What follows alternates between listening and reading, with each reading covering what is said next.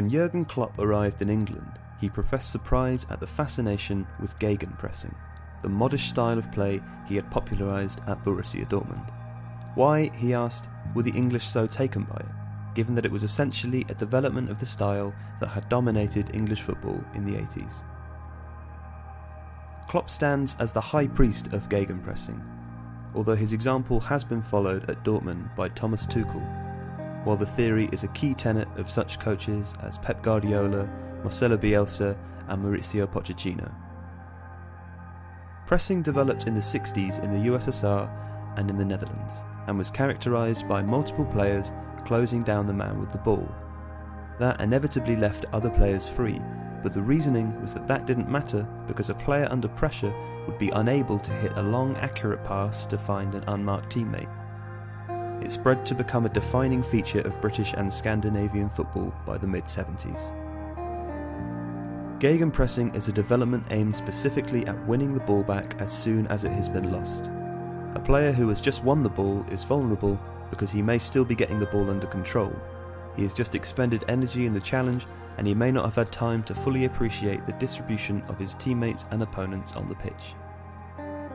There are variations. Some coaches, Jupp Heynckes in his days at Bayern for instance, send one man to the ball while others close down potential recipients of the pass.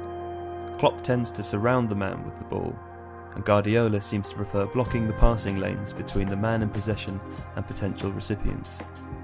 But all rely on speed and organisation, looking to panic the man on the ball and regain possession as quickly and as high up the pitch as possible, countering the counter-attack.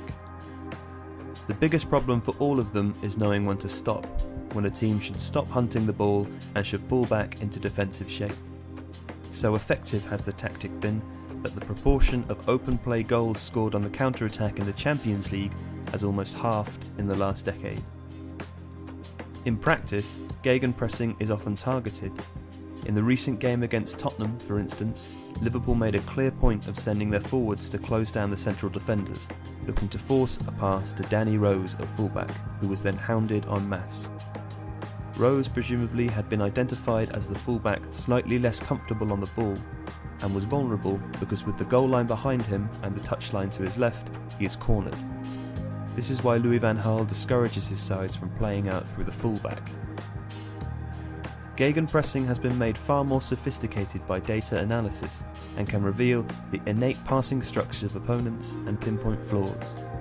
With players fitter than they've ever been and able to press harder and for longer than ever before, Gegenpressing is the style of the age.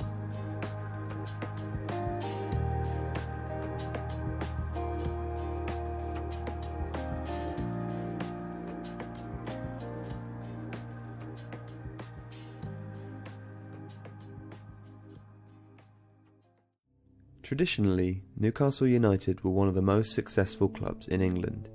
Under Mike Ashley, however, things have changed.